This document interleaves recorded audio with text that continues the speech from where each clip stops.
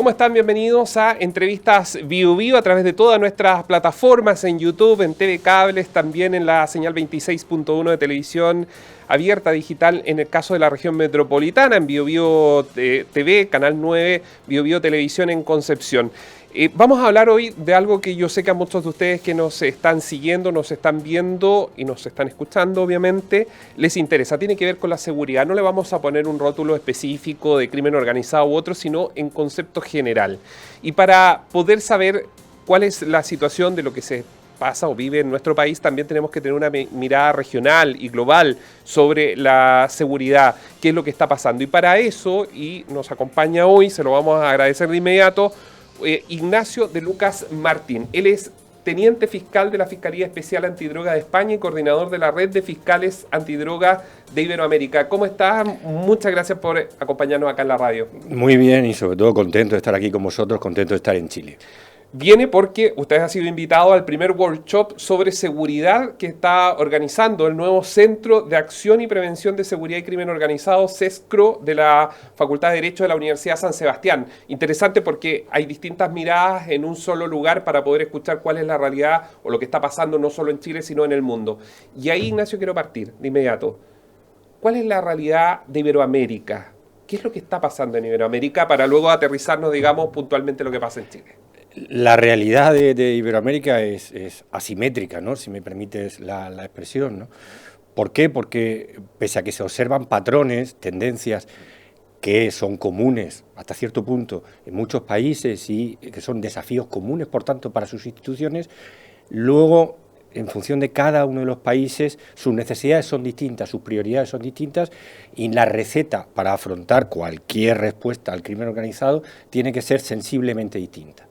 Por lo tanto, hay algunos patrones de conducta de crimen organizado, pero hay luego que la respuesta adecuarla a las instituciones, al país y a las necesidades que corresponden. Y más en una región tan enorme como es Iberoamérica, que comprende todos los países latinoamericanos, más España, Portugal y Andorra, ¿no? No hay que olvidarse tampoco de Andorra. Si ustedes cuando trabajan, no vamos a hablar de causas específicas porque forma parte del trabajo de ustedes, pero cuando trabajan con esta parte de Latinoamérica, ¿qué percepción tienen de Chile para entrar más en nuestro territorio? ¿Qué percepción tienen de Chile? ¿Es un trabajo que ustedes orientan o ven profesional? ¿Cuáles son los pasos o cuál es la mirada que hay? Yo llevo trabajando como coordinador 10 años de esta red de fiscales antidroga, aunque para que se hagan o os hagáis una idea, es una red especializada pues impulsada por todos los fiscales y procuradores generales, a ese nivel llega, ¿no? Es hasta cierto punto institucional y claro, quizás sobra hasta cierto punto, ¿no? Dentro de las autonomías que tienen tanto las procuradurías o las fiscalías nacionales del Ministerio Público, como en el caso de Chile, es que ustedes se coordinaron. Claro, es decir, lo que sí hacemos es establecer un contacto directo con los fiscales chilenos y con los investigadores chilenos a la hora de identificar investigaciones que podemos desarrollar conjuntamente para asegurar una coordinación y una mayor eficacia.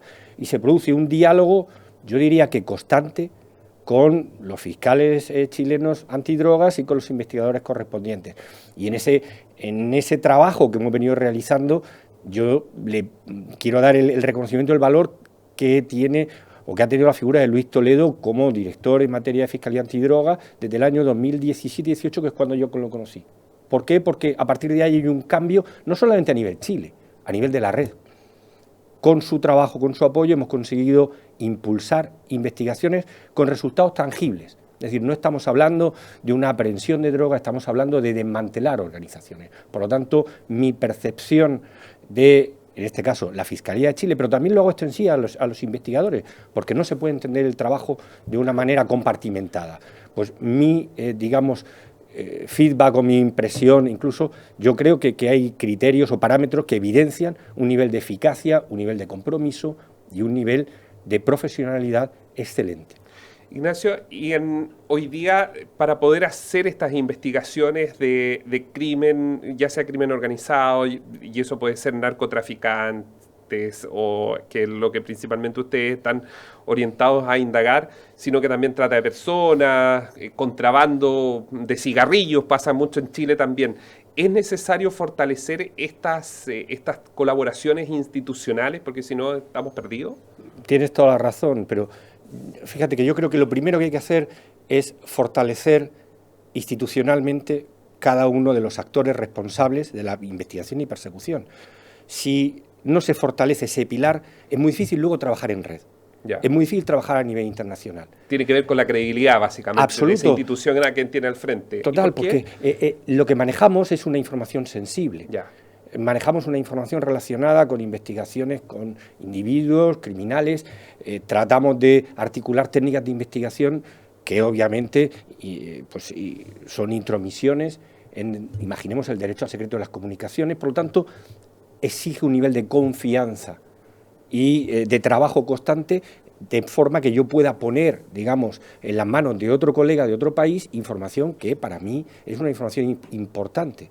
Entonces, desde luego requiere una confianza, un trabajo diario y sobre todo al final una coordinación entre todas las instituciones. Es complejo lo que dice porque desde el punto de vista cultural, ¿no? Yo creo que hay mucho, y me hago cargo de lo que voy a decir, pero hay mucha desconfianza, y lo he escuchado también acá en nuestro país, de los datos, la información que pueda acceder uno de Venezuela, de países centroamericanos e incluso de México también. Por, bueno, lo que hemos conocido, han caído ministros de seguridad en México que a juicio de Estados Unidos estaban involucrados con redes de corrupción. Entonces eso hace mucho más complejo el trabajo integrado, digamos, si uno lo ve, por ejemplo, a nivel iberoamericano.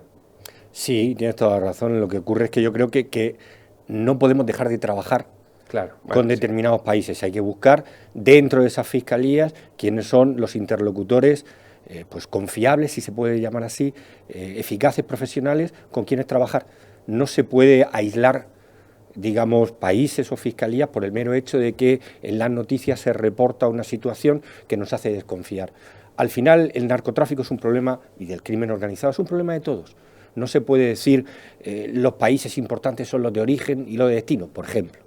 Y los de tránsito, a fin de cuentas, no tienen nada que ver. No todos tenemos que ver a la hora de atajar el crimen organizado, porque para desmantelar una organización criminal transnacional es necesario accionar o acometer acciones de manera coordinada en todos los países. Es esto que en Colombia antes, y seguro que sigue siendo así, se habla de responsabilidad compartida. No se puede poner el énfasis en los productores o en los consumidores. Si se quiere accionar contra el crimen organizado, que además es una amenaza no solamente en términos de seguridad, como tú decías al principio, también en términos de salud. Es decir, aquí el foco muchas veces lo ponemos en la seguridad, que es necesaria para que todos disfrutemos de los derechos que se nos reconocen en cada una de nuestras democracias, ¿no? Sin esa seguridad, mis derechos valen mucho menos, porque no los puedo ejercer. Y junto a esa seguridad, si hablamos del narcotráfico, tenemos la salud pública. Tenemos que preservar la salud de nuestros ciudadanos, y desde luego el narcotráfico representa una amenaza inequívoca o para la salud de nuestros ciudadanos, para las generaciones futuras, para los jóvenes que hoy se desarrollan y que se divierten y que en un futuro tienen derecho a desarrollarse y a realizar un proyecto de vida que no se vea enturbiado por el narcotráfico o por cualquier forma de criminalidad. En Chile, Ignacio, se ha abierto ya un debate que viene desde el último año del gobierno del entonces presidente Sebastián Piñera, hoy con el presidente Gabriel Boric, sobre una agenda de seguridad. No hay principios generales en que se ha llegado a acuerdo, pero me atrevería a decir que hay ciertos temores de algunos sectores de dar un paso más. Y uno de ellos tiene que ver con un término que se ha discutido en las mesas en estos últimos meses, que tiene que ver con la interagencialidad. Esto quiere decir que institucionalmente el país, internamente, pueda operar un sistema donde reúna o agrupa a todos, independiente de los ministerios, de quiénes son sus jefes, sino que tenga esa potestad de pedir la información a Gendarmería, que tiene que ver con las cárceles, pedir la información a la policía, que transmita esa información a la Fiscalía, no solo para la toma de decisiones políticas en materia de prevención, sino que también en la persecución, que sirva como instrumento para los fiscales. ¿Usted cree que ese sería un gran paso que se pudiera dar, porque además serviría para el autocontrol de todos? No me atrevo, ni mucho menos, a dar una opinión. No, pero el concepto general de la interagencialidad. El concepto de interagencialidad, que para mí lleva aparejado una idea de coordinación, para mí es fundamental. Es decir, porque si no, lo que hay es una dispersión en términos de información, en términos de inteligencia, y no se optimiza esa inteligencia, esa información, porque cada actor entiende que es su información, su patrimonio, y por lo tanto no quiere cederlo ni compartirlo. En España tenemos el Centro de Inteligencia contra el Terrorismo y Crimen Organizado, el CIRCO, que, digamos, reúne o juega ese papel de coordinación, de manera que cualquier investigación que lleven a cabo, que conduzca, pues desde una policía autonómica hasta la Guardia Civil o la Policía Nacional, por poner algún ejemplo, se cruzan los datos y permite que no haya duplicidad de investigaciones, que haya una coordinación, que los recursos se optimicen, porque también es otro elemento, nuestros recursos no son infinitos, al contrario, son limitados y hay que optimizarlos. De manera que si a nivel investigativo tenemos una agencia, llamémoslo un ente coordinador, para mí permite mejorar la eficacia de las investigaciones, también desde el punto de vista de los fiscales, porque tenemos garantizado, en cierta medida, que hay una coordinación ya a nivel de investigación y que nuestro interlocutor que se comunica con nosotros a la hora de abrir una investigación o de desarrollarla, es un interlocutor eficaz, confiable y que puede desarrollar la investigación con nosotros. ¿Ustedes recomendarían, en el próximo bloque vamos a hablar de lo que pasa en general y también en Europa, que me imagino usted tiene una mirada, pero de pronto uno se encuentra cuando conversa con algunos fiscales chilenos, que claro, llega la carpeta de un hecho que ya ocurrió, que se va a investigar, pero falta ese no sé si la palabra es inteligencia para que no se malentienda que la ley de inteligencia es una cosa que es para otro tipo de toma de decisiones y lo que es tarea netamente investigativa ante un tribunal. Pero faltaría a lo mejor mayor capacidad, y no solo en Chile, sino en la región, de tener esa posibilidad de trabajar más sobre análisis también para poder entender los fenómenos, entender cómo están operando las bandas. Por ejemplo, el Tren del Agua, que ya venía hace un año hablándose en Centroamérica, de repente llegó a Chile y pilló por sorpresa a muchos. ¿Se necesitaría eso? ¿Sería sumamente importante? Definitivamente sí. Cada uno en su papel. Claro. Es decir, yo como fiscal no pretendo ni puedo ser un analista de tendencias, porque no tengo esa formación.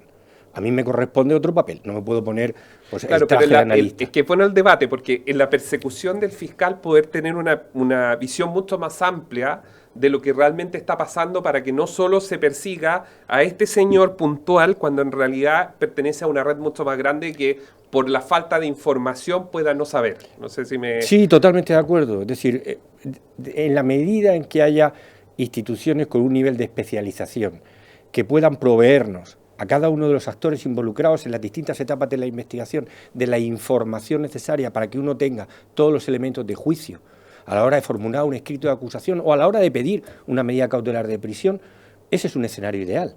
Yo creo en la especialización, de hecho la Fiscalía Antidroga Española lleva 35 años y yo creo que su pilar es la especialización, en la unidad de criterio y la coordinación de una manera desplegada en nivel de red en todo el territorio nacional, basal en eso, en esa especialización. Pero nosotros trabajamos con unidades especializadas que nos proveen de los elementos necesarios para que nosotros podamos llevar a buen término esas investigaciones a juicio.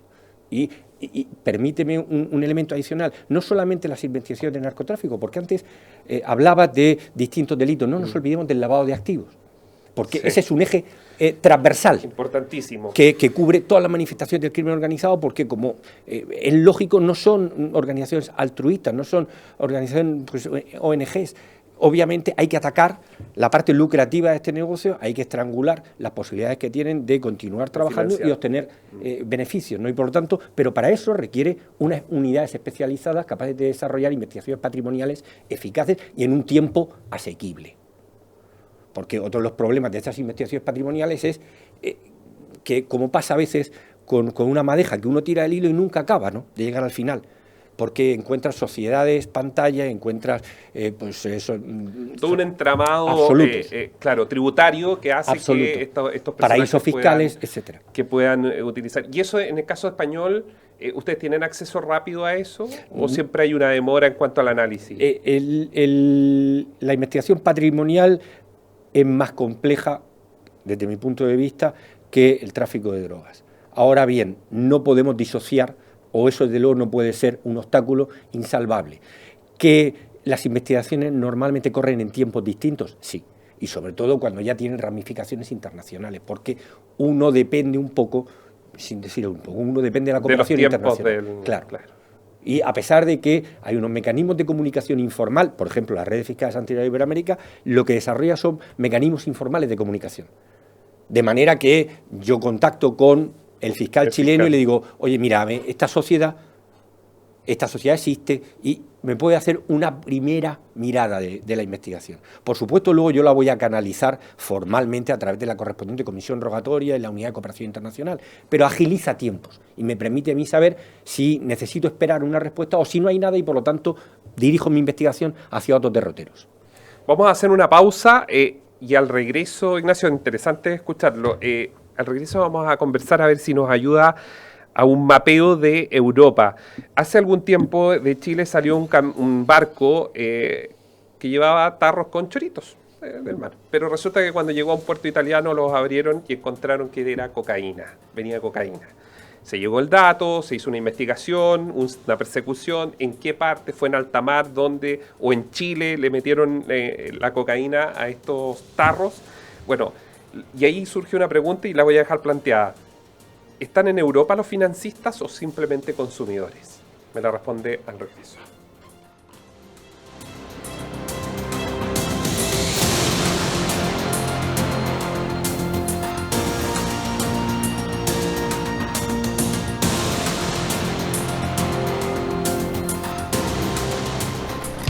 Bio Bio, la radio se escucha y se ve. En nuestra plataforma digital biobiotv.cl. En la televisión digital de libre recepción, Santiago 26.1. Valparaíso 46.2.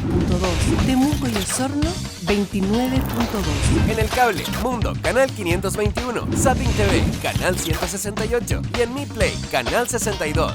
Bio Bio, la radio. 43 estaciones. Ahora se ve.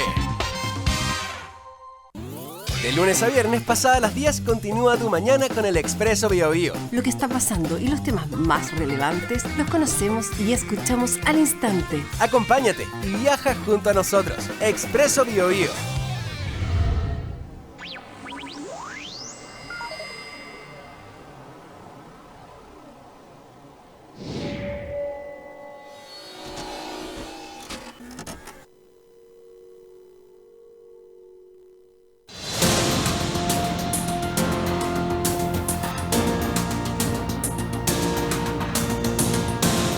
Estamos de regreso en entrevistas en Bio Bio TV, hablando con Ignacio de Lucas Martín. Recordemos que él es teniente fiscal de la Fiscalía Especial Antidroga de España y coordinador de la Red de Fiscales Antidroga de Iberoamérica. Dejábamos planteado una pregunta a raíz de casos puntuales que han ocurrido.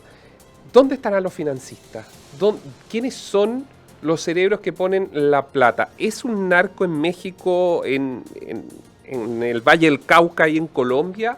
¿O son personas más refinadas que probablemente puedan estar en una playa europea mirando la Costa Azul? No sé. Bueno, ¿Qué cree usted? Yo quiero pensar que no están en una playa mirando la Costa Azul, ¿no? Pero yo creo que depende del nivel de sofisticación de la estructura criminal o del grupo criminal del que estemos hablando, ¿no? Obviamente los suministradores, proveedores de la sustancia, pues van a estar en origen, ¿no? Pero quienes financian las operaciones, y sobre todo si estamos hablando de un nivel de sofisticación o de complejidad alto de estructuras, criminales no están en el nivel de producción. Están en otros lugares, probablemente, últimamente se detectaba Emiratos Árabes como uno de los lugares desde los cuales se estaba planificando o financiando esas operaciones. Pero es verdad que la estructura criminal de financista, de productor, de transportista, yo creo que cada vez es más difusa.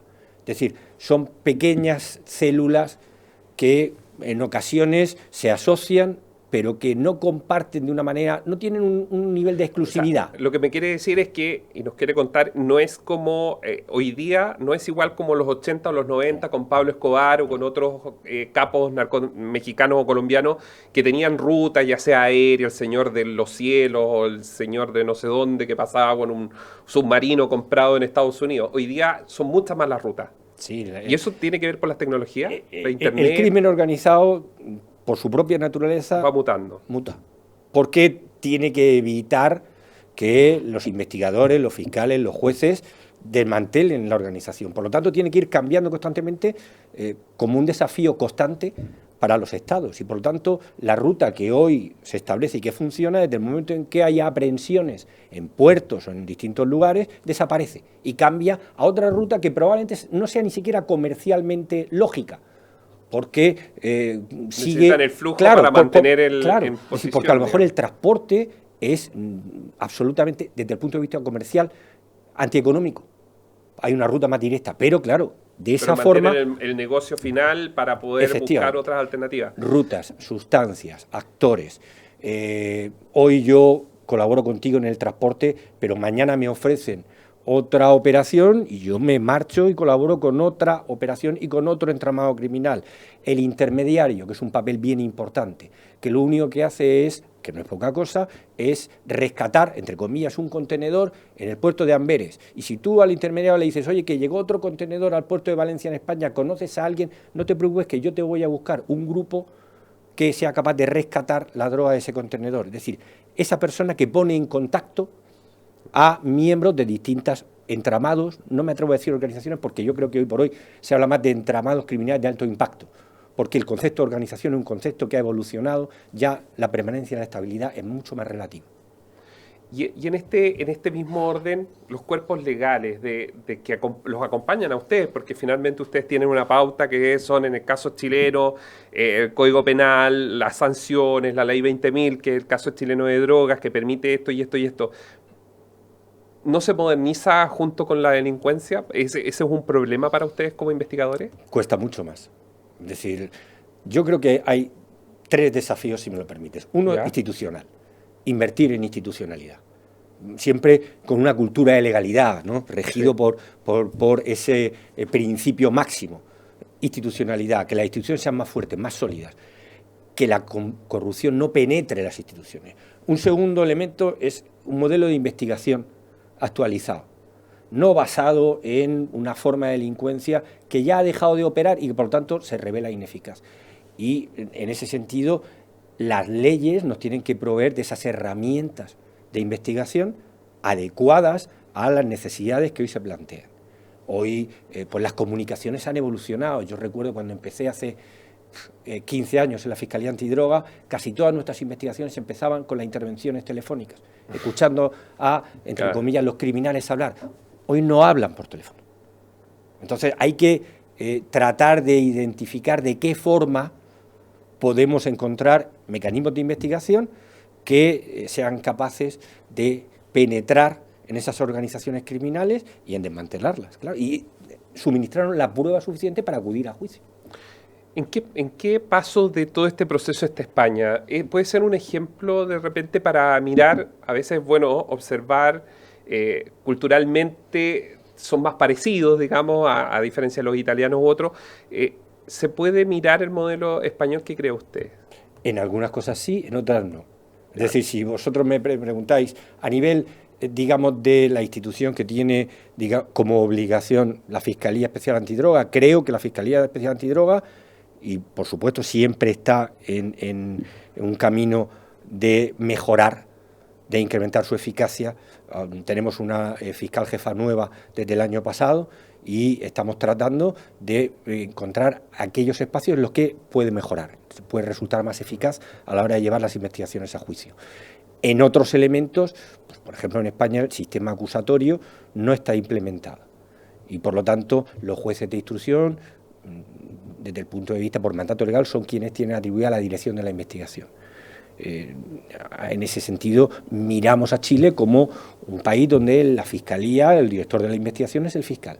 Por lo tanto, sí, hay algunos aspectos en los que seguro que se pueden tomar algunos elementos para mejorar, pero yo también soy contrario a copiar-pegar. No, claro, cada uno tiene que ver con la idiosincrasia, absoluto, con la forma. Pero, por ejemplo, en Chile se ha debatido, y esto puede ser muy interesante saber su posición, ¿qué controla a los fiscales? que hubo un debate que se ha hecho en Chile sobre investigaciones que pasan 6 años, 7 años y que no se mueven, y hay una persona, ya sea político u otro, formalizado y que pasa 6 años de su vida entre que sí, entre que no, entre que nosotros los medios le ponemos un titular y un rótulo, aun cuando se haga la advertencia, que nosotros lo hacemos, de que es un proceso que está en curso, pero siempre se dice, ¿quién controla a los fiscales? Pero por otro lado también están, de los cuales yo me sumo, de que es complejo controlar a los fiscales porque podría por ahí empezar la presión política, las presiones de poder y finalmente no llegar a una verdad, ¿no es cierto? Entonces, quedamos en esto de cómo se puede controlar a un fiscal. ¿Cómo lo hacen en España? Por ejemplo, si hay una duda de que alguno de sus colegas pueda tener algún vínculo o relación con un cartel, con narco u otro, ¿cómo se podría o cómo ustedes pueden tener esa lupa y ese análisis de control? En primer lugar, nosotros lo que tenemos es una estructura muy jerarquizada, con una dependencia jerárquica y una unidad de criterio, de manera que pues cada fiscalía tiene su fiscal jefe y a partir de ahí estamos bajo su supervisión y bajo su coordinación. Y reportamos periódicamente, si fuera necesario, acerca de nuestras investigaciones, para que ninguna transcurra en un tiempo que podamos considerar como una dilación indebida. También tenemos unos servicios de inspección dentro de la Fiscalía para que cualquier, digamos, disfunción pueda ser objeto de análisis y de comprobación acerca de si se produce algún elemento o surge algún elemento que pueda hacer dudar del desempeño de un fiscal. Yo creo que obviamente los tiempos de investigaciones son fundamentales.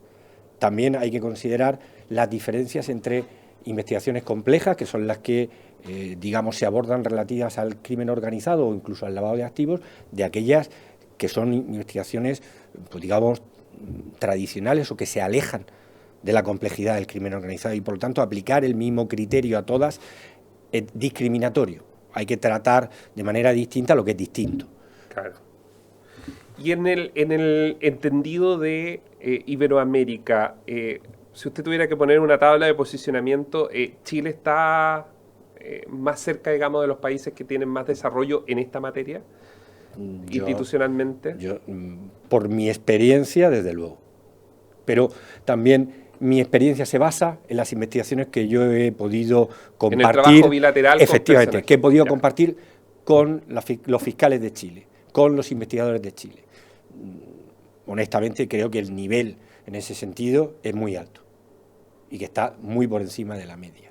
Cada uno al final cuenta las cosas como le van.